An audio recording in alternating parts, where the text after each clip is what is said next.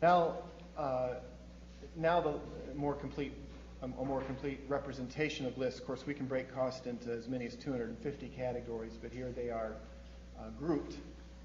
And these are the top 16 or something. The top 16, yeah. Top 16 categories of spending by the percentage of total payment for setting in nursing, for nursing facilities, and by percentage. So salaries for aides and LPNs is already, we're up to 32%, a third of the total cost. You add in salaries for RNs, and you're just over a third of the costs. FICA taxes, we got medical supplies. So that's the category of what we have referred to over time as direct care. Then indirect costs, administrative and overhead. Actually, I'm not sure that the labeling will make sense after we go through this exercise, but as we have currently referred to indirect administrative expenses, salaries again for dietary preparation, 4%, management fees, salaries, utilities, administrative salaries, then the property costs down below. So we went through an exercise with stakeholders since the last public work group meeting, going through this list and saying, all right, which one of these relates to acuity of the patient? Which of these resources, these inputs to the product of care and improvement for the patient varies by the needs and acuity of that patient? This is the input that we have received back from stakeholders, not uniform, but this is our representation of what we believe we've heard on balance from stakeholders. So first, going through the direct care category and looking at the cost report items one by one. Salaries for aides and LPNs, there was, I think, pretty universal agreement that majority of direct care costs here are acuity related, given the relationship to the high resource uses of higher acuity clients. It takes more time, high needs, high acuity resident, and pretty I think coming to the conclusion that the food preparation, etc., does not. Had a more extensive conversation about this since the last work group meeting, but this is the preliminary assessment or conclusion that we believe we've come to. Of course, taxes are directly proportional to salaries, so those vary if the salaries themselves do. Medical supplies also. So, input and our conclusion so far, pricing should be adequate. And separate point. So we also have well-known regulations, state requirements for minimum staffing ratios, and clearly we need to build a pricing methodology that maintains efficient payment to meet minimum staffing requirements. So.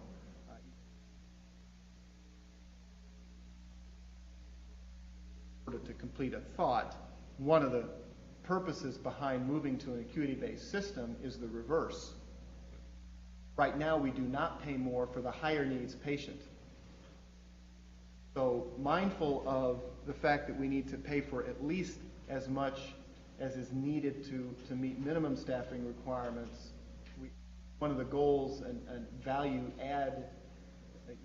additions of an acuity-based payment system is now we can provide more payment for the higher needs patient. We're not just anchored to a minimum staffing requirement. We'll actually compensate nursing homes for investing more for the higher needs patient. Then the next group, largely again viewed to be acuity related, even though they're labeled as an indirect or administrative and overhead. Salaries for dietary, so there's the food cost and then there's the food preparation, and those are viewed as different.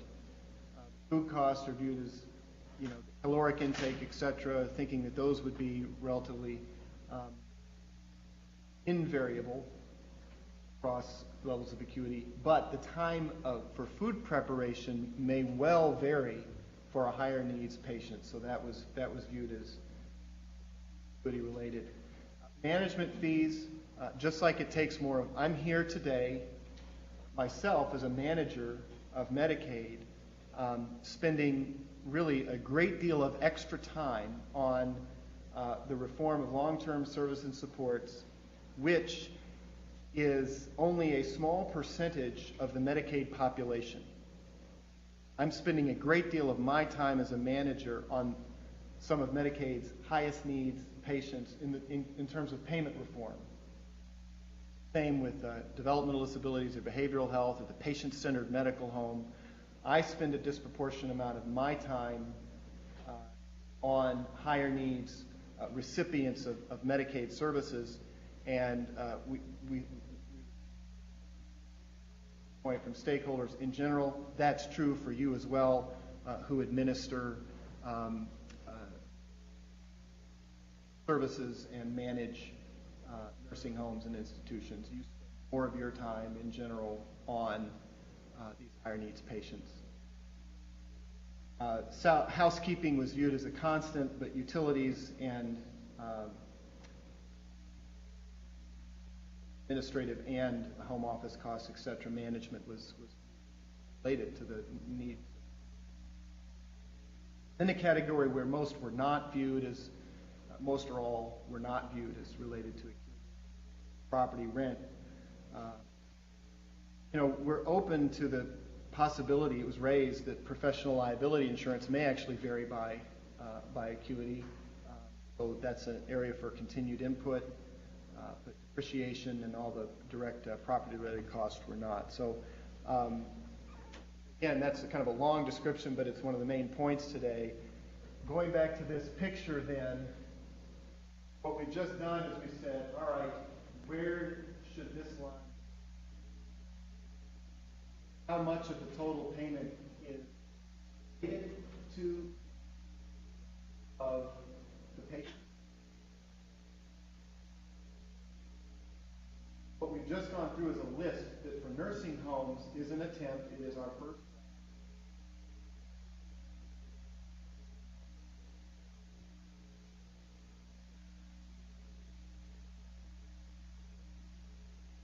I'll just pause. We have lots of time here. Questions on this? We're going to go next to services. So I want to pause here, and this would be a good opportunity for public discussion on the nurse for the institutional side. And this was really the main content for this public work group on the institutional side. Now on to the community-based services, where we have two very young-looking 76 and 66-year-old hypothetical patients. I hope that I look that good when we're near these ages. So a couple of examples. Number one, Janice, age 76, clearly has had a great deal of plastic surgery along the way, as well as James below. Receives adult day health care services, exhibits signs of dementia and occasional bursts of aggression. She requires assistance bathing, dressing, and toileting. She also receives the emergency, she's on the emergency response system network and patient for hypertension. James, on the other hand, age 66, receives adult day health, also receives adult health care services, recently returned from a rehab stay where he was recovering from a stroke. While he needs physical support for some activities, he has recovered enough to be able to eat and toilet on his own. He's also a recipient of the emergency service system protection and suffers from diabetes, for which he received insulin shots. So in the same fashion, which of a couple of dimensions we'll look at whether costs are different for James and for Janice. So for let's look first at the adult day health care that they both receive. but the expectation is that Janus would need a higher level of care, more adult day health care services than would Jane. That's viewed as an acuity-related cost component of service. On the other hand, the emergency response protection that they have is viewed to be the same. And then a similar list which is far more uniform in its characterization. Let me pause here. So what we have here is we have a list of all the kinds of, most of the kinds of service types for community-based services. The institutional providers are used to seeing these long lists, in fact up to 250 because they fill out cost reports. And so this conversation about the nitty-gritty details of different kinds of payment, et cetera, within a bundled payment is familiar to our institutional stakeholders. For community-based, especially for those who would view community as an episodic or bundled payment, it might seem like a foregone conclusion that it all relates to level of acuity. And if the objective here for those who would want an episodic-based or bundled payment is actually, to group them together, this may seem as superfluous. Why are we going through for each related sort of overlapping or parallel or congruent service in community service? Why are we going through this list? Both because it matches the form in which we're having the conversation about nursing facilities, so it's for consistency's sake, and in part is to justify potentially the grouping of these services into a common payment system, whereas they are. Really there are only two exceptions on this list, which was reviewed in a stakeholder group a week or so ago. That would not be related to acuity. So nearly all HCBS services, the cost of providing services is obviously acuity related. Labor is the key driver in that, and it clearly does vary with the level of need by the patient. Labor costs rise with acuity primarily due to the time that's spent with the clients rather than with the skill level. So that's an important deducement or conclusion, and will have a pretty significant impact on how payments would ultimately be calculated. And for institutional services, that is adult family homes, some overhead costs might not be acuity related. In fact, with respect to assisted living, which we have bucketed at this point at least in the community-based service side.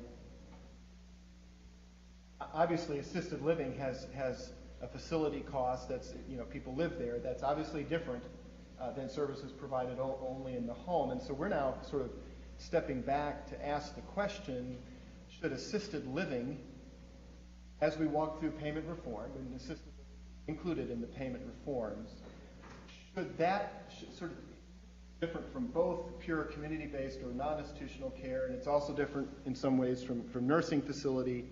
Where is its natural home? Where should we start, even if we end up with some deviation? It may actually fit better with nursing facilities. So we're raising that question. That's kind of a brand new question for us, and just kind of throwing it out there. And it doesn't really have to do with how we end up paying for assisted living in the end. That's pretty much going to be the same either way. Have to decide just pragmatically, will we be including that in the nursing facility discussion or in the community-based service discussion? And my gut is telling me because there's a property value, because there's a physical facility, it may actually fit better to start off with assisted living in conjunction with nursing facilities. So that's a surprise to you all. I hope not a disruptive one, but think about that. We're interested in your thoughts. Just because we have said that there's a relationship and have come to the conclusion jointly with you as stakeholders that there's a relationship between costs and acuity, That doesn't mean that we will end up using literally the same system in every respect as for HCBS. I'm sure there'll be commonality, but one does not imply the other. We're just trying to make the conceptual point and mark agreement with you as stakeholders, the conceptual point, and very important principle that acuity and costs are related for both HCBS non-institutional services as well as for institutional.